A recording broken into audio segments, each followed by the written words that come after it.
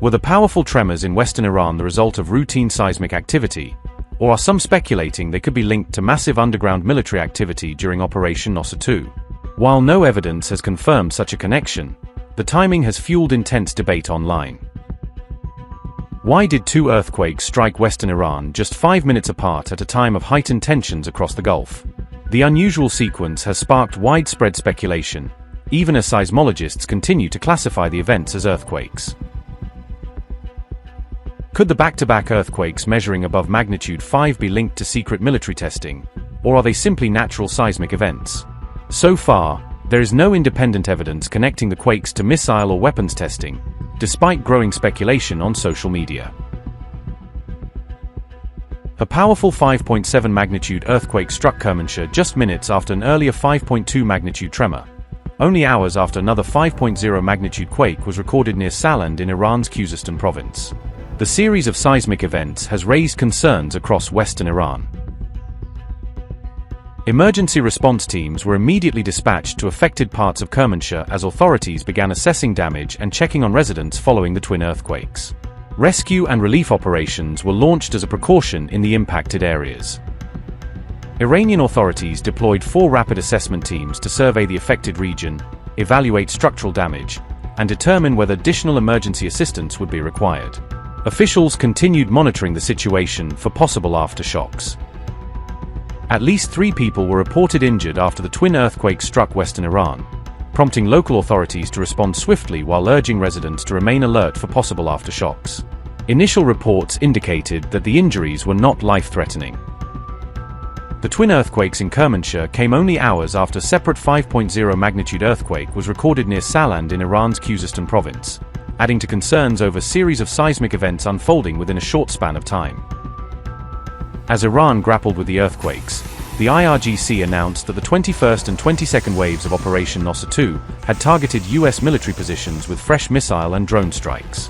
Tehran described the attacks as devastating successes, although many of its battlefield claims have not been independently verified. Iran launched a fresh wave of missiles at U.S. military targets across the Middle East as the conflict entered another dangerous phase. Multiple missile launches were reported from different parts of Iran, signaling a broad escalation in the regional confrontation. Kuwait said its air defenses engaged hostile Iranian drones after detecting multiple aerial threats entering its airspace. Statement by General Staff of Kuwaiti Armed Forces said, and I quote, "Kuwaiti air defenses are currently confronting attacks by hostile drones, following the sinful Iranian aggression." The General Staff of the Army notes that any explosion sounds heard are the result of air defense systems intercepting the hostile attacks. Everyone is requested to adhere to the security and safety instructions issued by the competent authorities. Unquote. Bahrain activated air raid sirens and urged residents to seek shelter as regional missile threats intensified. The U.S. Embassy warned that central Manama could face potential threats as security conditions rapidly deteriorated.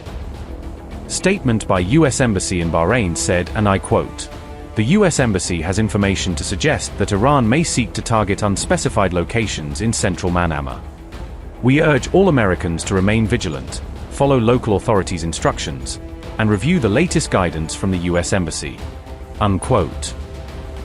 The IRGC claimed responsibility for a second attack targeting the U.S. military base at Al-Tanf in southeastern Syria.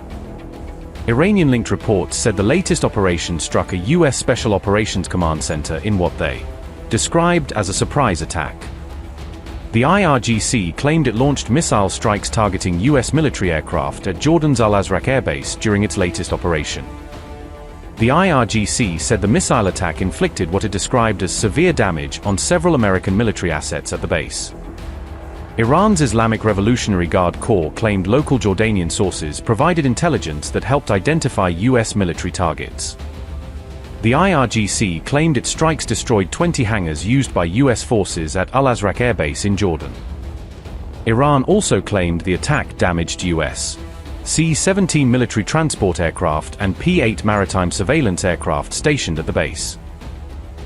Iran's latest missile campaign came as the United States carried out a 9th consecutive night of strikes on Iranian targets. Statement by CENTCOM said, and I quote, "CENTCOM began conducting a new wave of strikes against Iran at 7 p.m.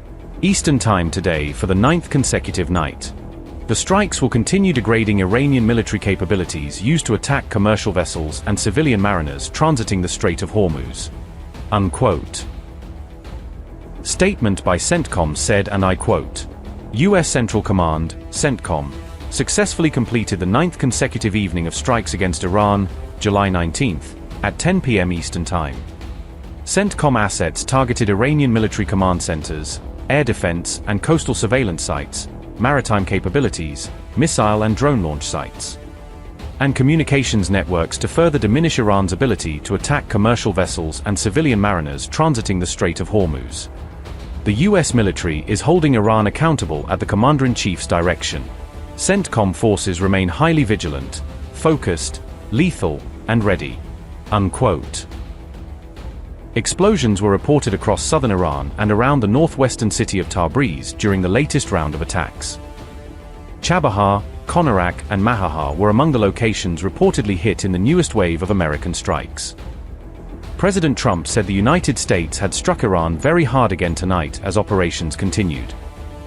Trump said the latest military action honored American service members killed during the conflict. Well, we feel very badly, but those great people, those great patriots were out there fighting that Iran cannot have a nuclear weapon. Iran has been very, very badly damaged. They've lost everything almost militarily. They've got very little left. They've got some missiles. They've got some drones. They've got some manufacturing ability, not much. We control the strait. They don't control anything. So we'll see what happens. But we hit them very hard again tonight. And we did that in honor of the probably three as opposed to two great patriots. This is a far bigger job that we're doing. We were doing a little job in stopping them from having a certain capability. Now we're just ending it.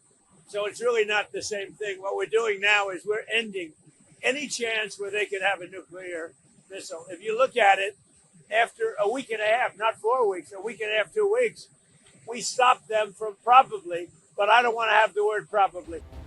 CENTCOM said U.S. naval forces redirected 6 vessels while enforcing its maritime blockade operations against Iran. U.S. officials said another vessel was disabled as Washington tightened its naval blockade campaign. CENTCOM confirmed unidentified human remains were recovered following Iran's missile strike on a U.S. position in Jordan. The discovery came days after 2 U.S. service members were killed in the July 17th attack. CENTCOM also confirmed a U.S. service member was killed in northern Iraq on July 18th. The U.S. military said the service member died during the detonation of captured Iranian drone ordnance. A second U.S. service member was wounded in the same incident and continues to receive medical treatment.